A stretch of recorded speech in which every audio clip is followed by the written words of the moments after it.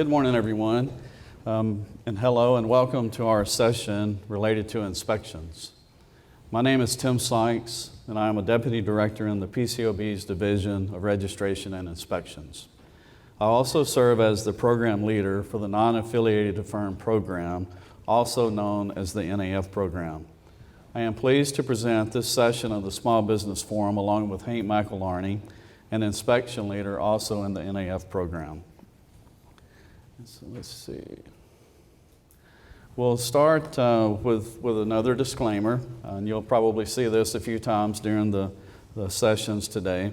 But as I begin, I would preface that our discussion with the disclaimer that the views we express are in our official capacity as members of DRI, but are our own and do not necessarily reflect the views of the board members, or other members of the staff.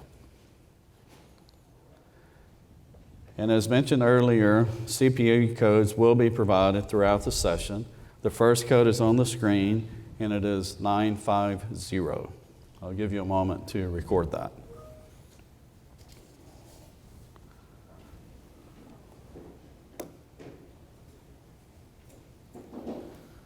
All right, moving forward. The objectives of this session include a number of things, and we will focus our time primarily in three general areas. First, I will provide a brief recap of our preliminary common deficiencies from 2023. Second, I will provide an overview of our 2024 inspections, which are currently underway. And third, Hank will take us through a deeper dive of certain areas as they are relevant to many of our inspections of smaller firms. Hank will also share with you relevant audit requirements. He will provide some examples of audit deficiencies we have found, and then he will also describe some good practices for your consideration.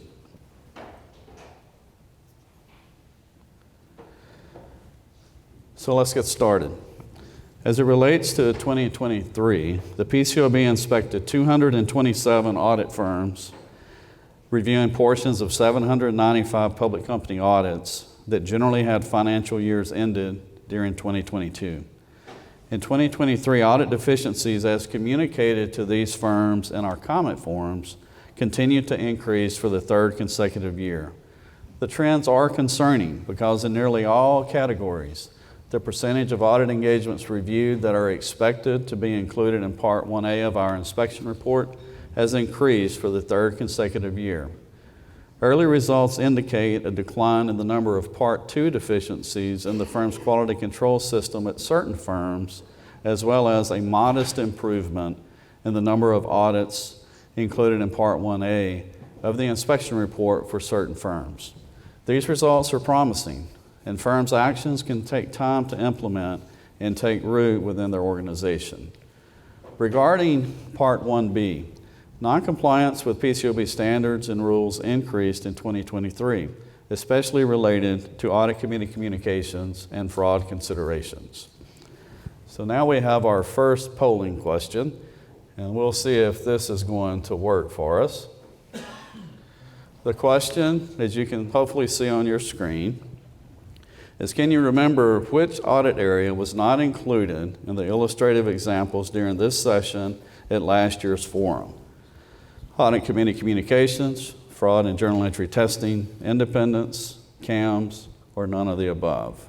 I'll give you a moment to register your responses, and then Brian, I may need you to help me with seeing the results. So let's give it a moment.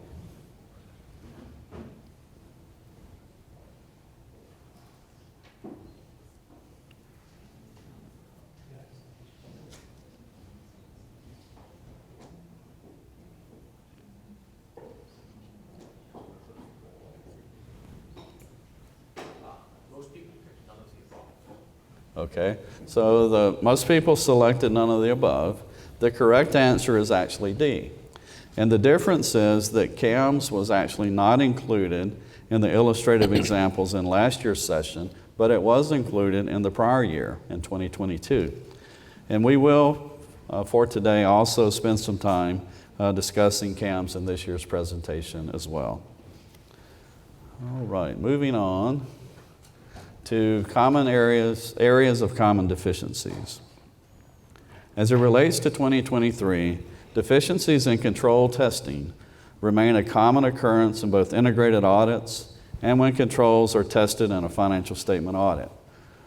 One example that staff observed related to risk assessment in the audit of internal control is as follows. The engagement team did not reevaluate and revise its initial risk assessment after it obtained audit evidence during the course of the audit that contradicted the audit evidence on which it originally based its risk assessment.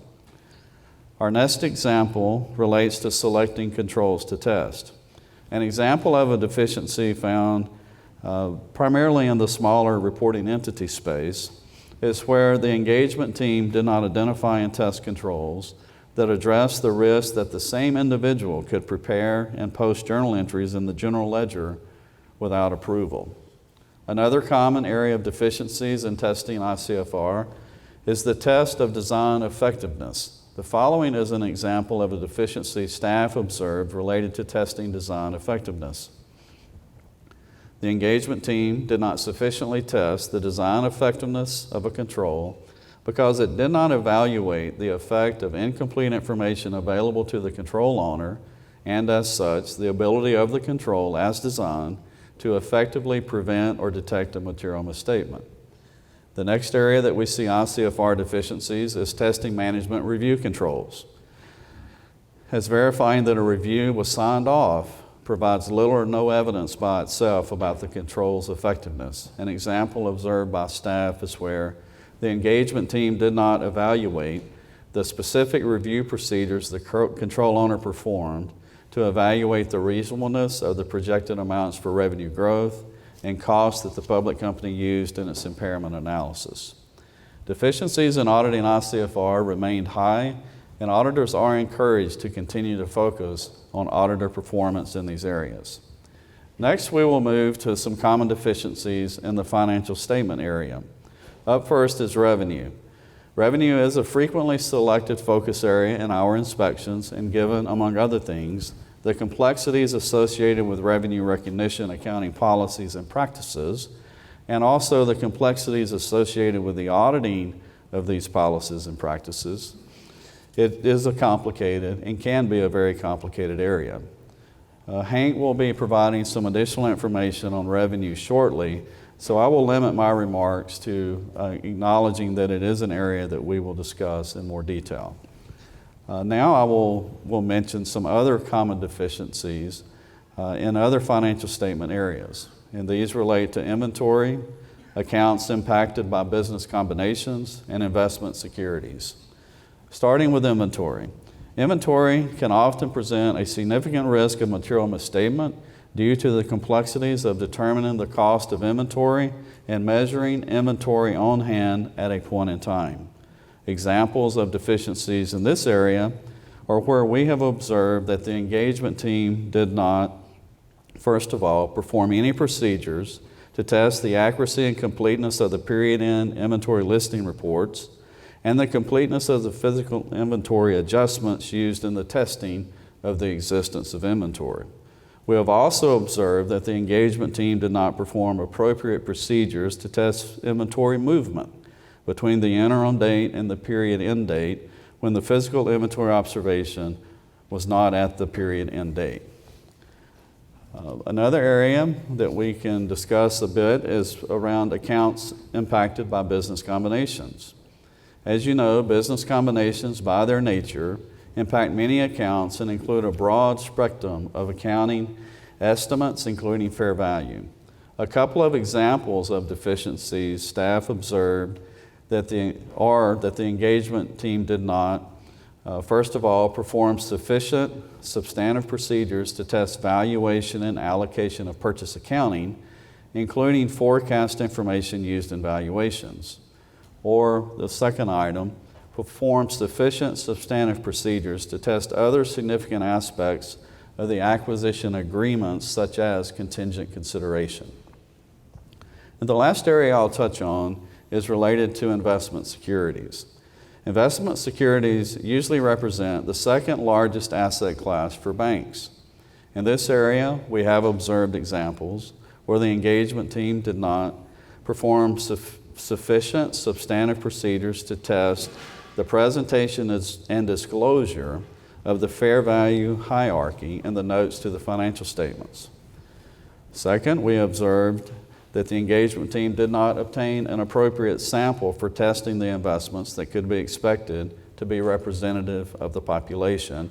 And finally, the engagement team did not perform any substantive procedures to test assumptions used in the valuation of investments. So we've covered control testing and financial statement audit areas. Now let's move to some additional topics. And I have 5 topics that I would like to highlight for you this morning. The first is fraud. Material misstatements of financial statements due to fraud often involve the manipulation of the financial reporting process by recording inappropriate or unauthorized journal entries throughout the year or at period end, or making adjustments to amounts reported in the financial statements that are not reflected in individual journal entries.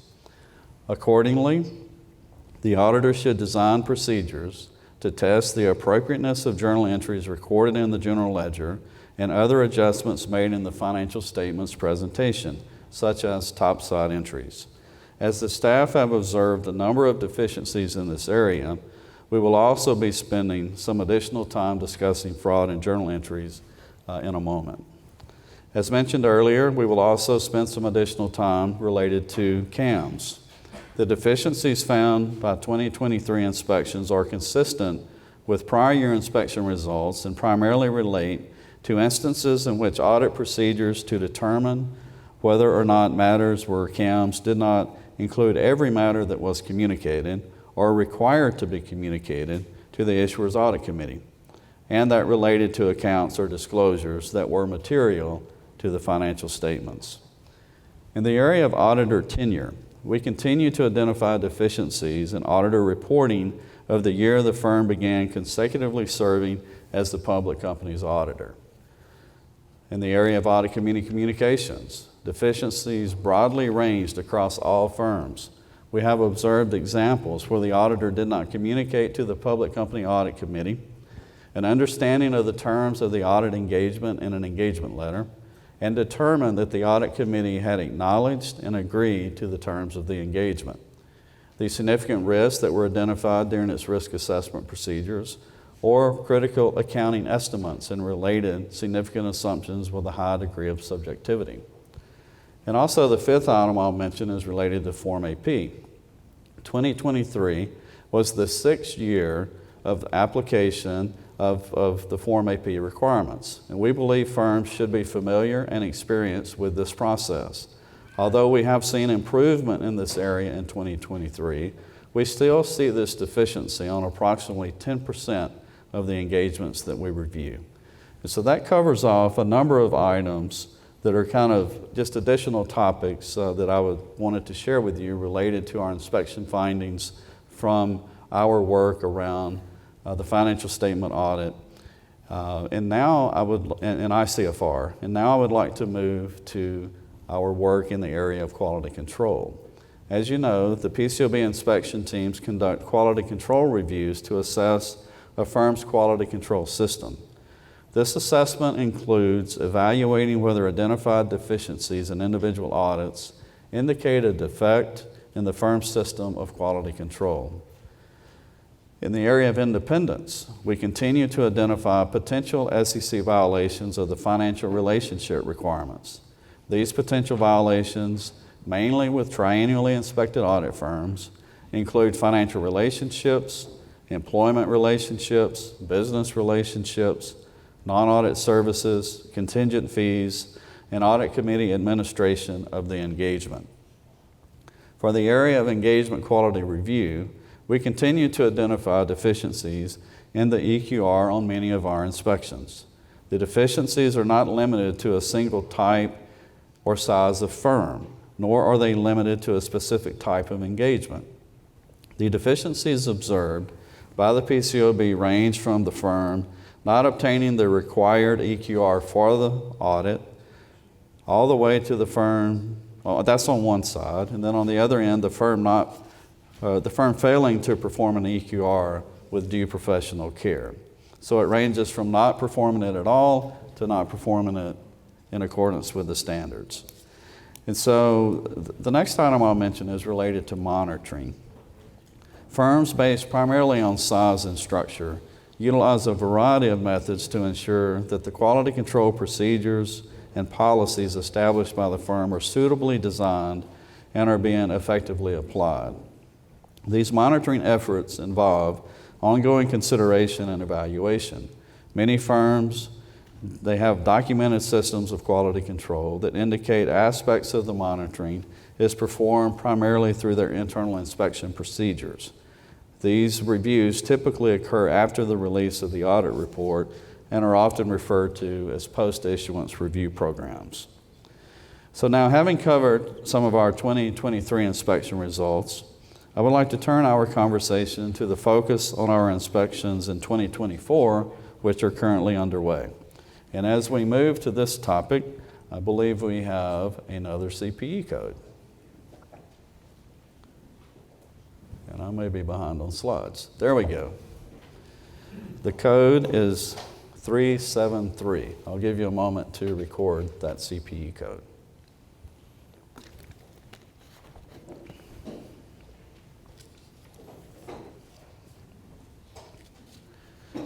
All right, hopefully everyone has that. Again, 373, and we will move forward to 2024.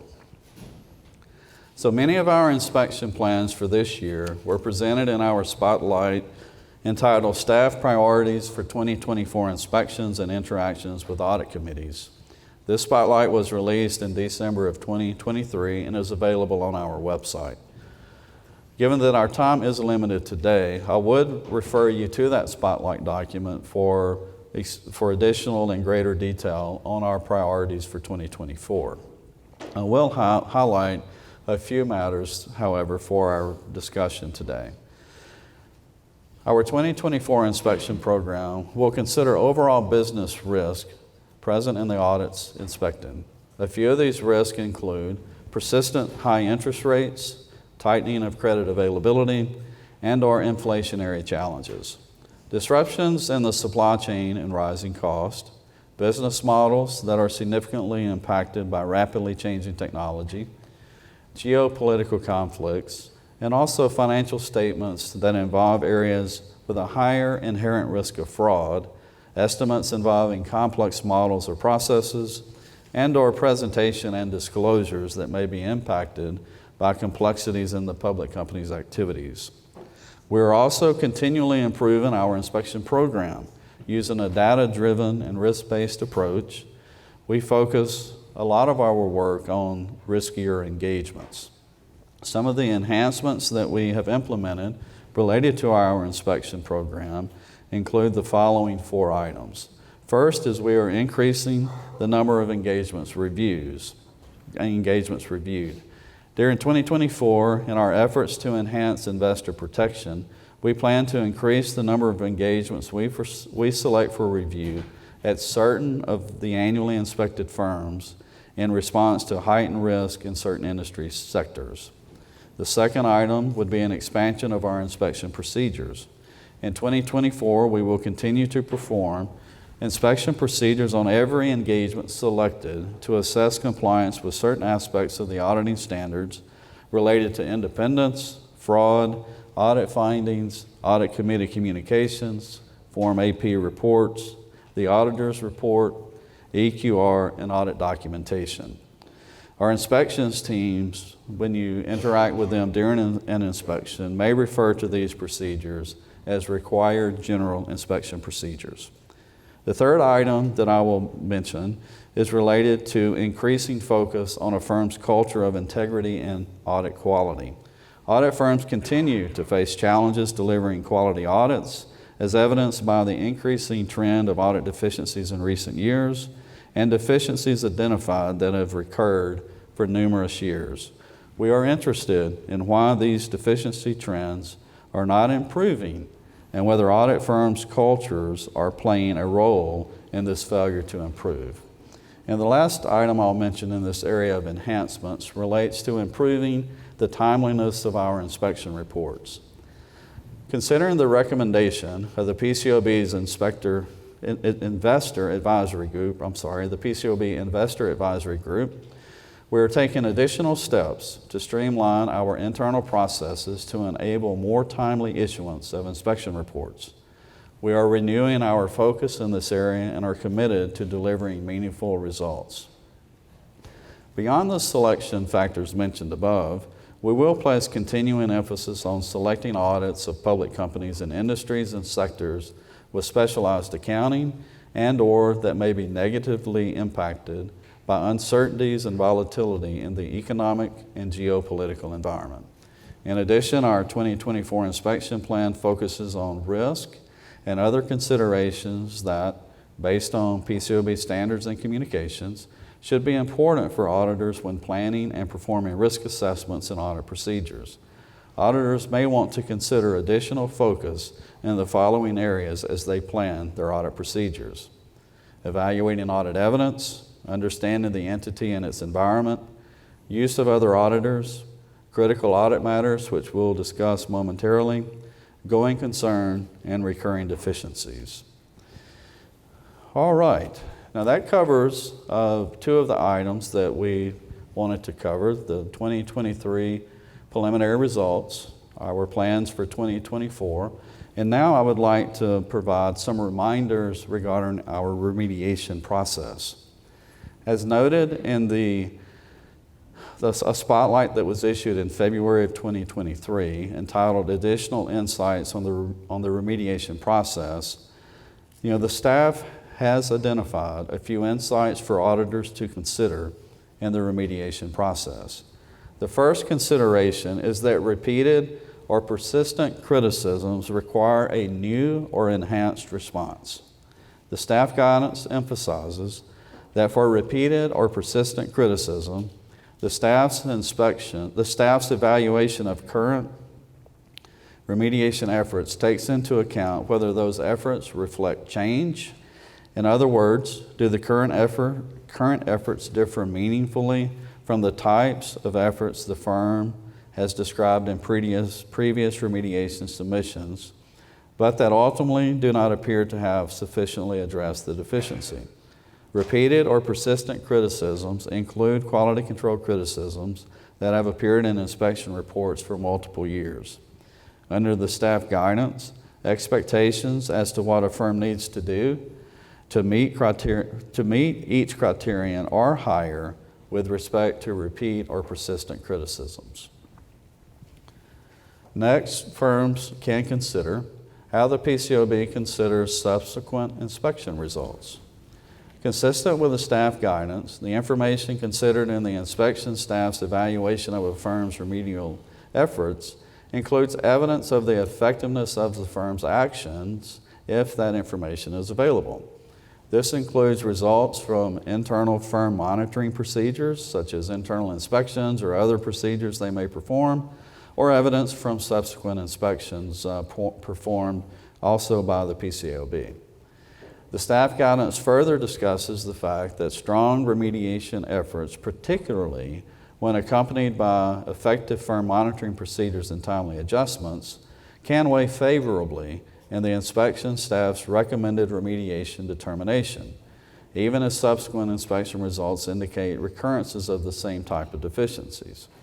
However, in other cases, adverse subsequent inspection results without evidence of such strong efforts may result in the inspection staff recommending that the board determine that a quality control criticism was not satisfactorily addressed. Firms can also consider how the PCAOB evaluates the design of new or revised tools, guidance, or policies from the firms. For actions such as new or revised guidance or policies, the inspection staff considers the merit of the guide or the policy itself. This would include a few characteristics. One would be the effective date of the guidance or policy. The second would be the method of communication and reinforcement to practitioners. The third would be whether a specific group or individual is responsible for execution and or oversight and monitoring of the new policy and guidance. For actions such as the introduction of a new tool, for example, templates, practice aids, and etc., the inspection staff considers whether use of the tool is mandatory where appropriate and is reflected and included in the audit work papers. Other considerations include review requirements for the specific audit tool and related timing for completion, whether that be during planning, interim, or final audit procedures. If a firm leaves to the discretion of its audit professionals whether to use the new guidance or tool, and the guidance or tool is not widely adopted across the firm, as you might imagine, inspection staff may not consider the action appropriately designed to address the quality control criticism. Another consideration would be what the PCAOB considers when evaluating the design of training programs. The inspection staff takes into account various considerations when evaluating training programs. These aspects and considerations generally include whether the training is specifically tailored and provided to the appropriate levels of professionals within the firm who would be expected to perform or review the audit procedures that resulted in the deficiencies. The second item would be the extent to which the training is mandatory for the target audience and the related level of participation that is achieved. The third item would be the training delivery method, whether it's in person, webcast, or a self-study. The fourth would be the quality of the content and the amount of time devoted to the specific quality control criticisms. The fifth item would be the content of the training. This could be the inclusion of case studies and/or periodic testing during the session and how it changed from previously provided training that may have been similar. And two more items here. One would, as it relates to training, would be whether there is a post-course assessment and/or the training qualified for continuing CPE credits. And the final item would be the background and qualifications of the course instructors. I have three more items related to remediation that we'll cover quickly. And so the next one relates to the PCAOB's expectations on the timing of remediation design and implementation. In developing remediation recommendations for the board, the inspection staff considers whether a firm approached its actions with diligence in pursuit of progress within the 12-month statutory remediation period. The inspection staff generally expects a firm to design and implement appropriate remedial actions no later than the end of the 12-month deadline. However, staff recognizes that in some cases, the implementation of longer-term remediation plans extending beyond the 12-month deadline is appropriate to address the quality control criticism.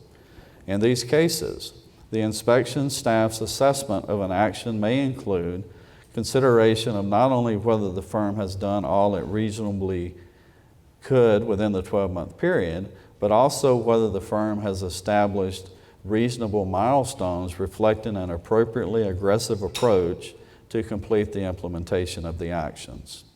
If an action has not been fully implemented prior to the 12-month deadline, the inspection staff may attribute weight to the action only where a firm has shown that its remediation effort is one that, by its nature, could not have been completely implemented within the 12-month period, and it also provides evidence of a project plan and steps taken prior to the end of the remediation period. Such evidence may include items such as evidence of leadership approval, firm-wide communications, resource commitments, and internal reporting to leadership or the project owner. Another item that firms should consider related to remediation is around the value of ongoing dialogue. Each firm that has a quality control criticism in their inspection report is encouraged to initiate a dialogue with the inspection staff's remediation team. The identification of the appropriate individual to contact is typically included in the notification letter that accompanies the issuance of the firm's inspection report.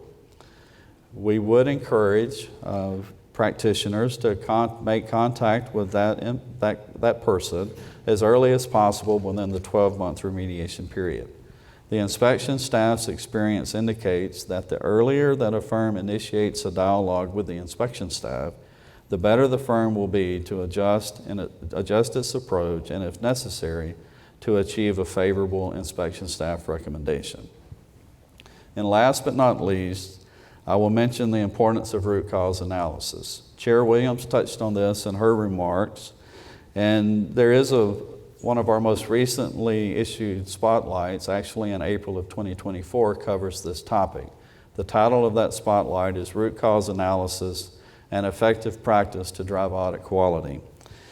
And as it relates to this, the inspection staff believes that a firm's analysis of the root cause or causes of a quality control criticism may be helpful in determining whether an action is relevant and appropriately designed to remediate quality control deficiencies. There may be multiple causes contributing to a given deficiency. The nature and extent of the root cause process will likely differ significantly based on a firm's size and complexity. However, as a general matter, the more thoughtful the analysis, the more likely a firm will identify the major causal factors, and the greater the likelihood that a firm can design and implement remediation efforts that will be effective in preventing recurrence of similar deficiencies. Firms may also consider performing analysis or on audits that they deem to be high-quality audits in order to identify characteristics or benchmarks which can then be compared to and contrasted with audits that gave rise to the quality control criticism. And so that covers a lot of information, I realize. I do recommend and encourage you to consult the Spotlight documents on our website. And then at this point, I will transition our discussion to Hank, who will provide some additional detail on the areas that we have previously mentioned. So Hank, I'll hand it to you. Thank you, Tim. As Tim has mentioned, my name is Hank McElarney. And Tim has covered the normal disclaimer, so we'll just jump right into this. Have to catch up on some of the slides there. As noted earlier, we will go through examples for 3 areas in which we saw deficiencies in the 2023 NAF inspections. Those areas are revenue and related accounts, fraud including journal entry testing, and CAMs. For each area, we will discuss what the standards require, common deficiencies from the 2023 inspections, and good practices we have observed. The first area we'll cover is revenue. To begin our discussion on revenue, we have a polling question. Which PCAOB standard is applicable to the audit of revenue and related accounts? A, AS 1105, B, AS 2201, C, AS 2301, D, AS 2501, or E, all the above. I'll give you a minute to respond to the question with an answer.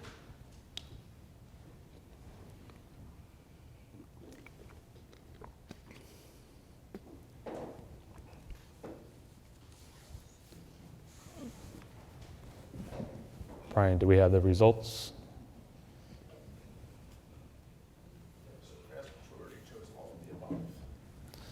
Well, that's great. The answer is all the above. We'll go over the application of the PCAOB standards on the next few slides.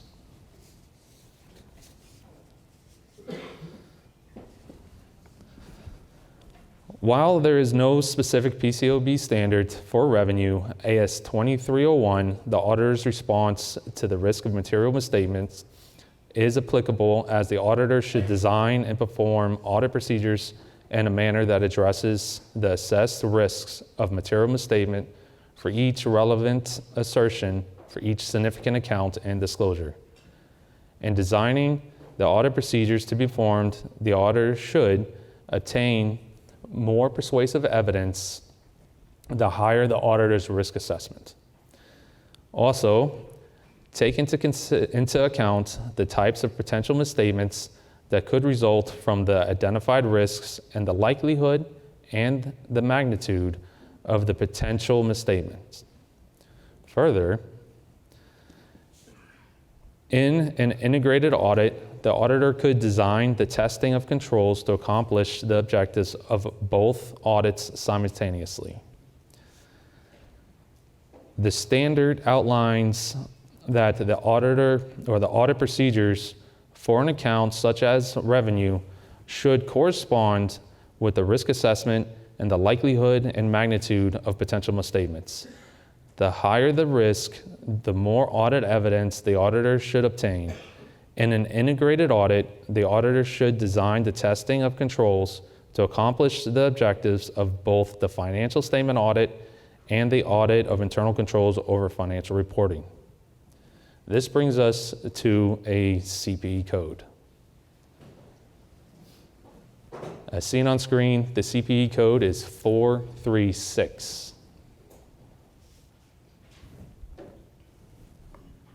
Again, that is 436.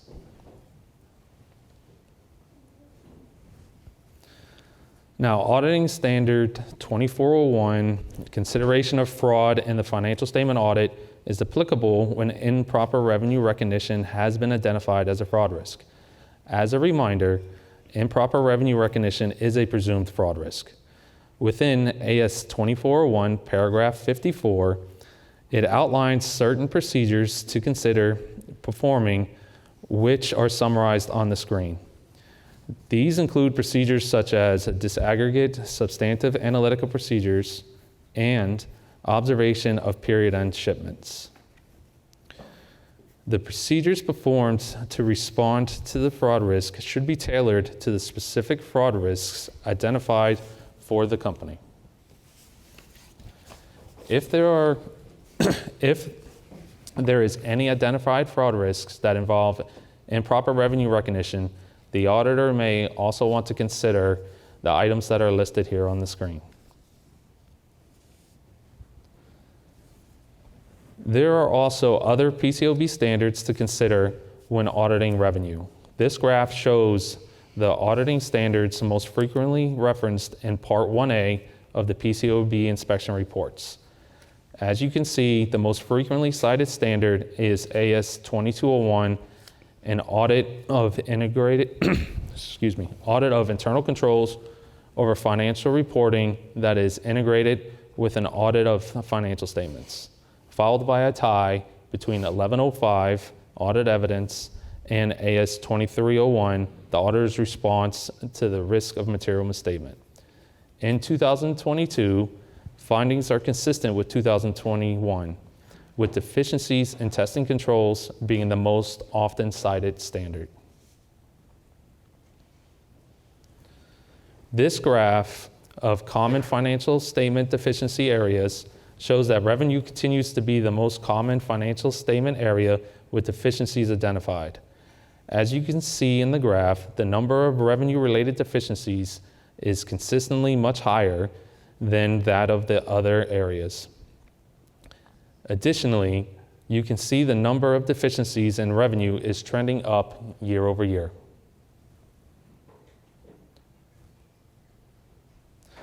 So let's go over some examples of revenue deficiencies we have seen through our inspections.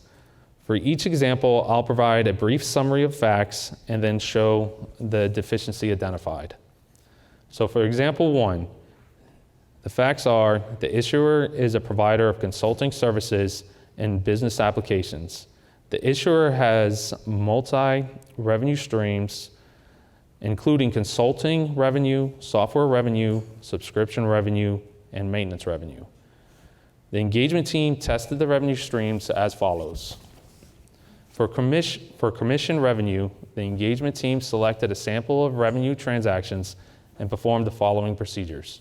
1, vouched the selected transactions to internally generated invoices and customer payment support. 2, recalculated the invoice amount based on the billable hours and the billable rate and compared it to the invoice amounts. 3, compared the billable hours per the internally generated invoices to the approved time cards. Now for the subscription revenue.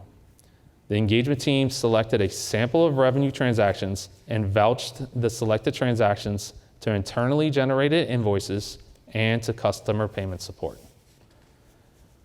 For disclosures, the engagement team completed a gap disclosure checklist and recalculated the issuer's disaggregation of revenue and deferred revenue balances as disclosed in the footnote.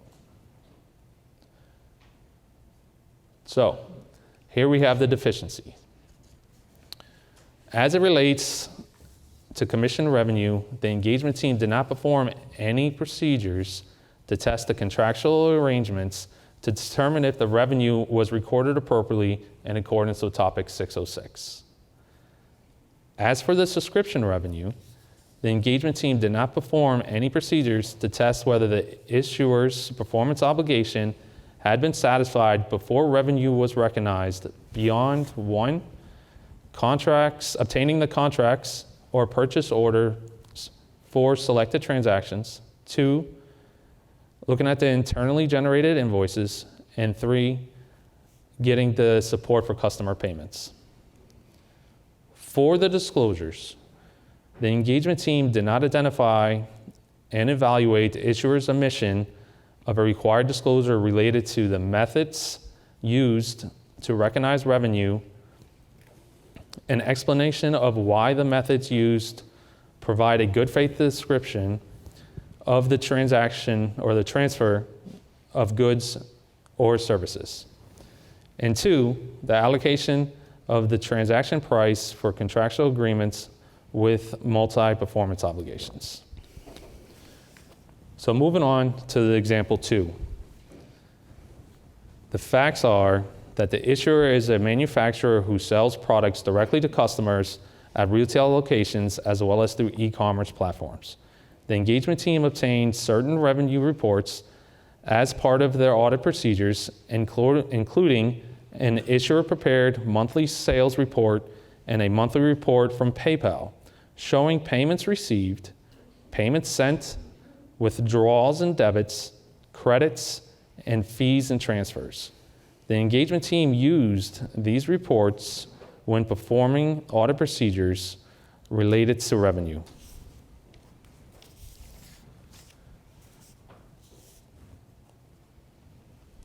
So for the deficiency, the engagement team did not perform procedures to 1, evaluate the relevance and reliability of the reports from the external sources, and 2, they did not test the accuracy and completeness of the issuer-produced reports used in the testing of the revenue. Going to example 3, the facts are that the issuer has fixed fee revenue arrangements and measures its progression to completion using an input measure of cost incurred divided by estimate total projected cost expected to be incurred. The engagement team identified a fraud risk related to improper revenue recognition and identified the estimated project cost expected to be incurred as a significant assumption. To test revenue, the engagement team selected a sample of revenue transactions and performed the following procedures. 1, it reviewed the underlying contracts. 2, it tested actual cost incurred. 3, recalculated the percentage of completion. 4, it recalculated revenue recognized and agreed it to the general ledger. And 5, it examined cash receipts. So the deficiency here relates to the engagement team did not perform any substantive procedures to evaluate the reasonableness of the significant assumption related to the estimated total project cost to be incurred that the issuer used to determine the amounts recognized as revenue. So this now brings us to another CPE code. You see on screen, the CPE code is 544.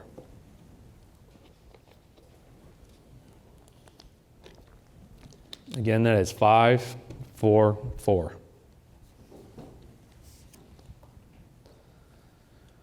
So let's now go through some good practices. A good practice could be a procedure, a technique, a methodology that is appropriately comprehensive and suitably designed in relation to the firm's size. and the nature and complexity of the firm's practice so that it may contribute to the quality of the audit services. The good practices on this slide relate to obtaining an understanding of the issuer's revenue process and performing a robust risk assessment. To perform a robust risk assessment, the risk assessment can be done at a disaggregated level, such as the revenue stream level, an assertion level, or account level. For example, assessment of likely sources of potential misstatement to elements of an estimate or a calculation. Risk should be tailored appropriately by considering varying risks for different components, profiles, locations, and revenue streams.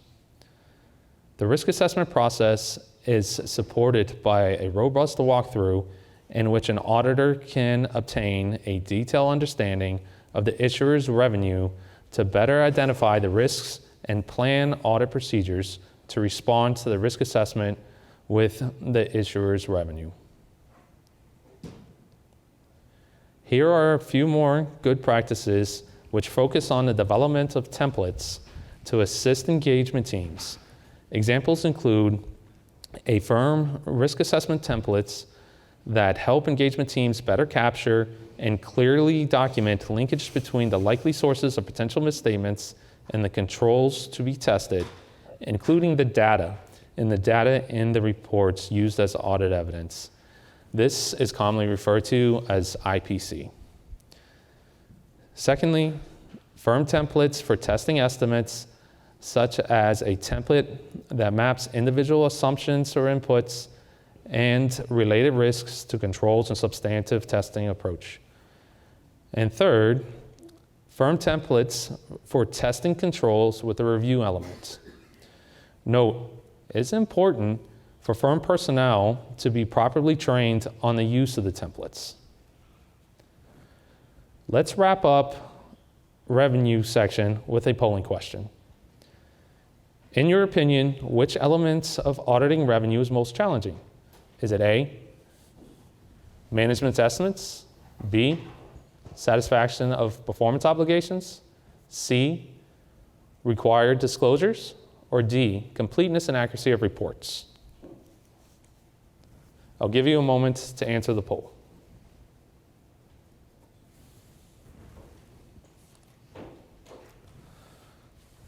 Brian, how are we looking?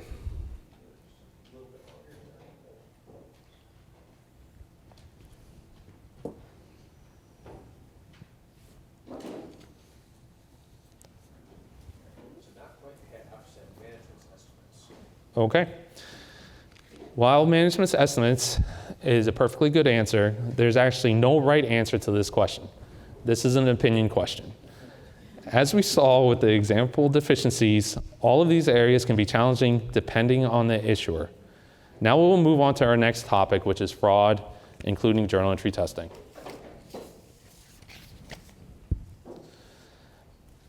As stated in AS 2401, consideration of fraud in a financial statement audit, the auditor is responsible to plan and perform the audit to obtain reasonable assurance that the financial statements are free of material misstatement, whether caused by an error or fraud. As you can see on this slide, there are various standards that relate to fraud. One of the first steps that should be taken by the auditor is to identify fraud risks. Fraud risks are events or conditions indicating the incentives or pressures to perpetrate fraud, the opportunity to carry out the fraud, and an attitude or rationalization to justify the fraudulent activity. As we know, these are elements of the fraud triangle. The auditor should identify relevant fraud risk factors at an issuer. Subsequent to identifying these fraud risk factors, the auditor should assess the fraud risk factors and develop a response to them. AS 2401, paragraph 13 stresses the importance of exercising professional skepticism. AS 2110, paragraph 56 and 57 notes specific inquiries that an auditor is required to make regarding fraud. These include inquiries of management, inquiries of the audit committee or equivalent or its chair, inquiries of an internal audit personnel if the company has an internal audit program, as well as inquiries of others regarding their review of fraud risks. Further, when performing analytical procedures, the auditor should look to see if there is any contradictory evidence and continue to exercise professional skepticism. AS 2401, paragraph 79 through 82, discusses requirements around communicating about possible fraud to senior management, the audit committee, the SEC, and others. AS 2401, paragraph 83, discusses requirements around documenting the auditor's consideration of fraud. So I won't repeat the items on the screen here, but the bottom bullets give some of the procedures and the items that we've already talked about. So, speaking of documentation requirements, we have another polling question. Which of the following are required to be documented as part of the engagement team's consideration of fraud? Is it A, the discussion among engagement team personnel regarding the susceptibility of the entity's financial statements to material misstatements due to fraud, as some people will refer to as the brainstorming meeting? Is it B, when improper revenue recognition is not determined to be a fraud risk and the reasons supporting the auditor's conclusion? Or is it C, the results of procedures performed to address the assessed fraud risk? D, A and C only, or E, all the above?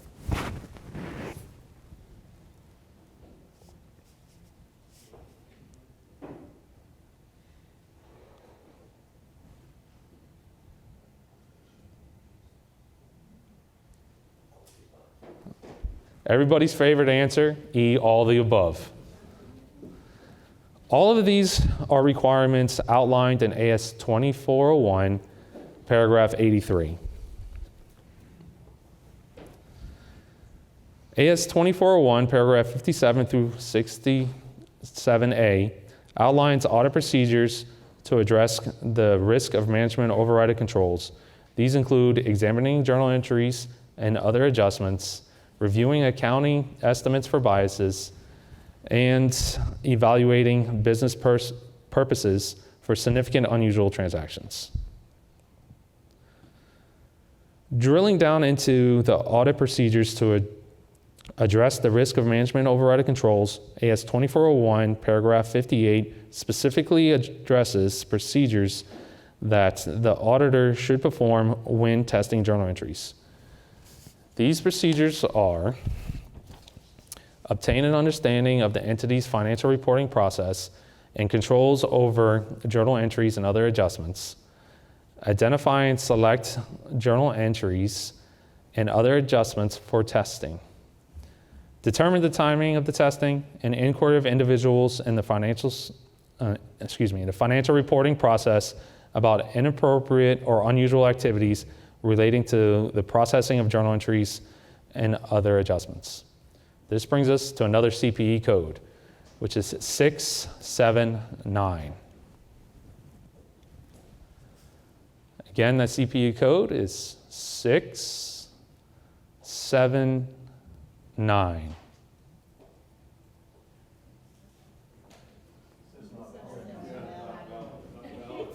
Okay, Brian says it's not valid.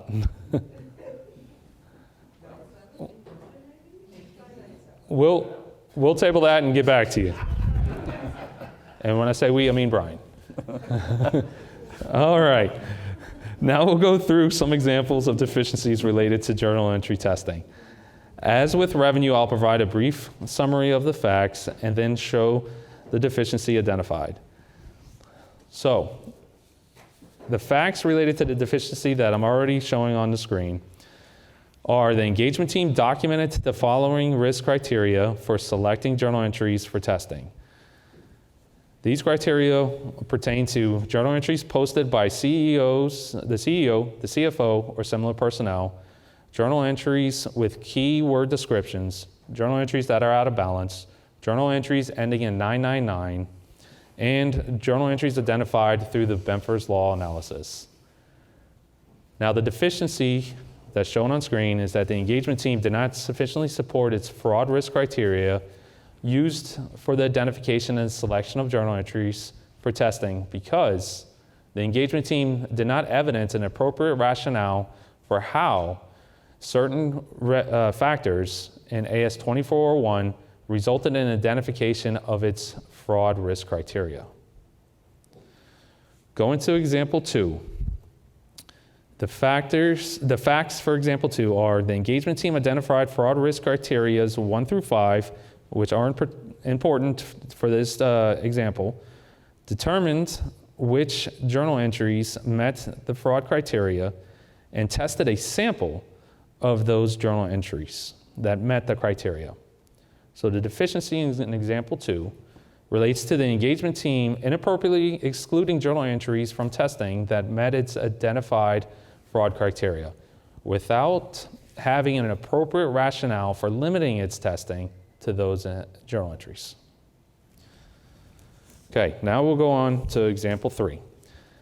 The facts for example 3 is the engagement team identified journal entries for testing. However, there was no evidence in the audit file that the engagement team agreed the journal entries to the underlying support or documentation. So this deficiency is clearly that the engagement team did not obtain and review supporting documentation and approvals for the journal entries identified by its fraud criteria. Going to example 4, the engagement team obtained a journal entry report from the issuer's management. The engagement team compared the total debits to the total credits for each journal entry in the report. The deficiency here relates to the engagement team did not perform sufficient procedures to test the completeness of the population of journal entries or test controls over the completeness of the population. Now we have another polling question. This one, true, false. Question is, fraud risk must be communicated to the audit committee. True or false?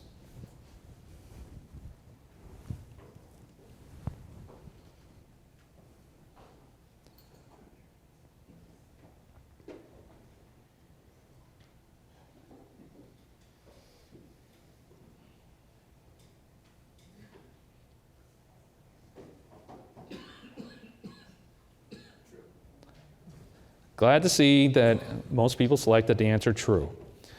Per AS 1301, paragraph 9, the auditor should communicate to the audit committee an overview of the overall audit strategy, including the timing of the audit, and discuss with the audit committee the significant risks identified during the auditor's risk assessment procedures. Note that fraud risks are a category of significant risks. So this brings us to good practices. Here are a few good practices for journal entry testing that we have observed through our inspections that could help prevent some of the deficiencies we spoke about. One is training of all partners and professional staff on AS 2401, including journal entries. 2 is the use of templates that includes specific procedures to test the journal entry population. And 3 is a pre-issuance review programs focused on the journal entry testing. So next we have a case study. Due to the time, we'll just walk through the case study together. So the scenario in the case study is that the firm assessed some significant risks, including fraud risks, which were the management override of controls, improper revenue recognition due to fraud, lack of proper segregation of duties for payroll. The firm had a meeting with the audit committee on November 19th of 2022, which included discussions of a significant risks, an overview of the audit strategy and timing of the audit, as well as findings and recommendations from the prior year audit. The firm's engagement team interviewed management as well as non-management about fraud risks. Now, fast forward to February of 2023, when the firm issued its audit report on February 26 of 2023, and then communicated the results of the audit to the audit committee and management shortly thereafter on March 12th of 2023. So, has the firm satisfied its obligation with respect to communications with the audit committee related to fraud risks? The answer here is that there is no indication that the firm made inquiries of the audit committee about whether the audit committee is aware of matters relevant to the audit, including fraud risks. We know the firm made inquiries of management and non-management, but not necessarily of the audit committee, which is required under AS 1301. Additionally, although not specifically related to fraud risks, the timing of this communication is a problem. The firm waited until after it issued its audit report on February 26th to make the communications with the audit committee on March 12th. As 1301 requires, audit committee communications need to be made before the issuance of the auditor's report. Now on to our third topic, CAMs. AS 3101 defines a CAM as any matter arising from the audit of a financial statements that was communicated or required to be communicated to the audit committee, relates to accounts and disclosures that are material to the financial statements, and involved especially challenging, subjective, or complex auditor's judgment. It is a requirement of AS 3101, paragraph 17, to evaluate and document the evaluation of whether or not a matter that A, was communicated or required to be communicated to the audit committee, and B, relates to accounts and disclosures that are material to the financial statements, is a CAM. The auditor must evaluate whether or not the matter was determined to be a CAM, i.e. involved the especially challenging, subjective, or complex auditor's judgment, and document the basis for such determination. This graphic shows a high-level summary of the steps an engagement team should perform to complete the CAM evaluation. It starts with evaluating whether the matter was communicated or required to be communicated to the audit committee, then whether it relates to a material count or disclosure.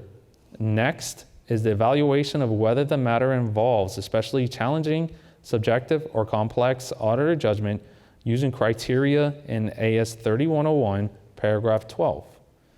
Then if the matter is a CAM and needs to be communicated in an auditor's report, as outlined in AS 3101, paragraph 14. So let's try another CPE code. Let's go with 777.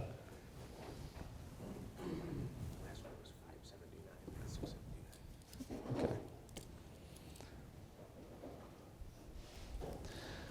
So 777, and I've been informed that the previous CPU code was 579. So that is 579. Fingers crossed that works.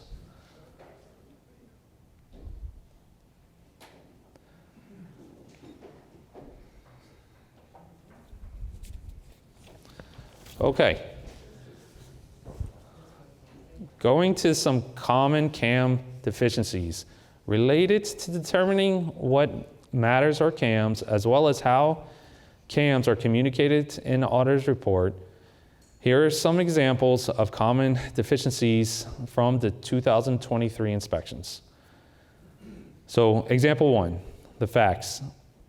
The engagement team made communications to the audit committee related to the following matters: impairment of long-lived assets, related party transactions, going concern, uncorrected misstatements, revenues, income taxes, and stock-based compensation. However, In this example, the engagement team did not evaluate these matters as potential CAMs. So the deficiency is that the engagement team did not perform any procedures to determine whether the matters which were communicated to the audit committee and which related to material accounts and disclosures were CAMs. Going to example 2. The facts are that in the auditor's report, the engagement team described that one of the procedures to address the CAM was to evaluate management's ability to accurately forecast the revenue growth rates by comparing forecasts used to historical growth rates, when in fact those procedures were not performed. So the deficiency is that the engagement team did not accurately describe how the CAM was addressed in its audit because the description in the auditor report described audit procedures that were in fact not performed in the audit. So now we'll go to example number 3. In the auditor's report, the firm did not identify and did not include a description of the principal consideration in the auditor's report that led the auditor to determine that the matter was a CAM. So they had a CAM, but they didn't have the description that led the auditor to determine it was a CAM. So the deficiency here is simply that the engagement team did not describe in the auditor's report the principal considerations that led the auditor to determine that the matter was a CAM. Going to example 4. In the auditor's report, the engagement team described a CAM related to business combinations and referred to footnote 2. However, the disclosures related to business combinations were included in footnote 11. So, the deficiency is the engagement team did not accurately refer to the relevant financial statement accounts or disclosures that were related to a CAM. Now we have a polling question, which we'll try to skip through the polling question here in an ordinance of time. Which CAM deficiency is the most frequently identified? So A, B, C, or D?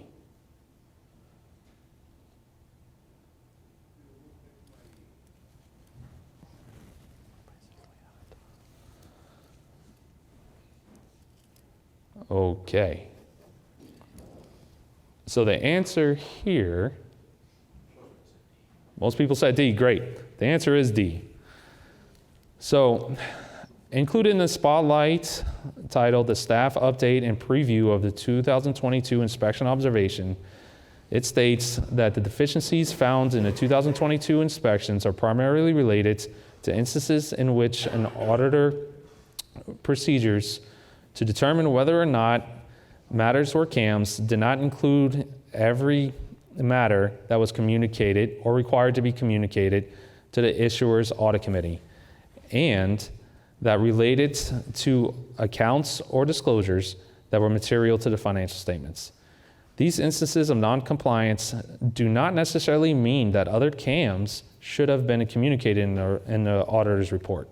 In limited situations within the triennial inspection program, we saw that some auditors did not perform any procedures regarding CAMs. So let's try to go over the good practices. We have observed the following good practices that firms have implemented in the areas of CAMs. They include the use of templates to ensure that all matters that were communicated to the audit committee were considered and documented. And they included the factors that are outlined in AS 3101, paragraph 12. Also, the involvement of others outside the engagement team for review of CAMs that were included in the audit's report. These good practices focuses on supporting engagement teams as they assess CAMs. So that brings us to another polling question. Which of these audit committee communications is not required to be evaluated as a potential CAM? A, going concern, B, significant risks, C, timing of the audit, D, illegal acts.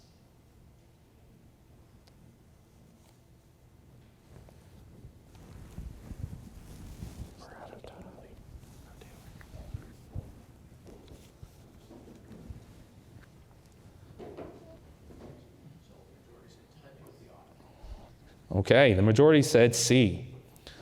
And C was the answer we were looking for. So let's discuss the other options. A was going concern.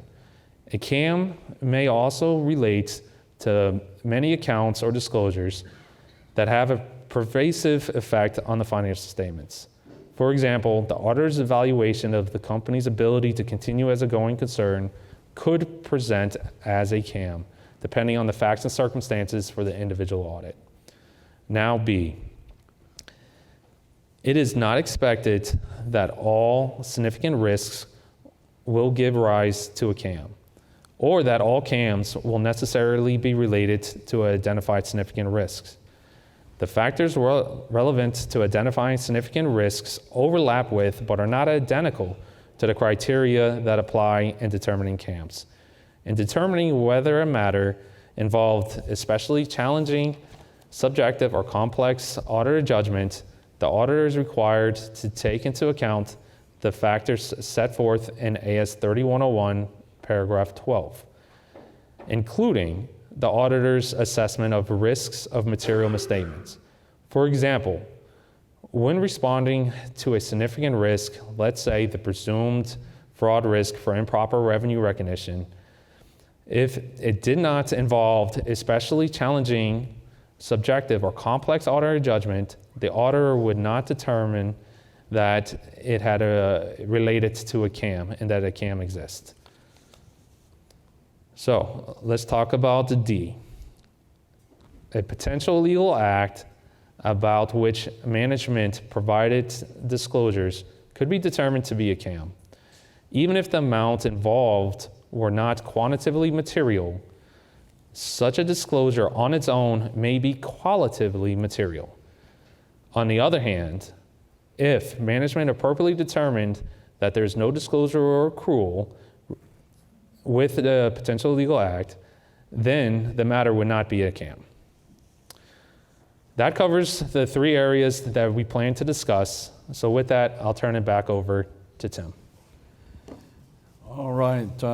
Thank you, Hank, and thanks everyone for attending this session. I believe we are actually at time, or maybe even a bit over, and I realize that we're standing between you and a break. So perhaps we will, and I haven't seen many questions come through on the computer anyway, so maybe we will end our session and then resume at 11:35. So thank you very much for your participation today, and do hope you enjoy the rest of the sessions. Thank you.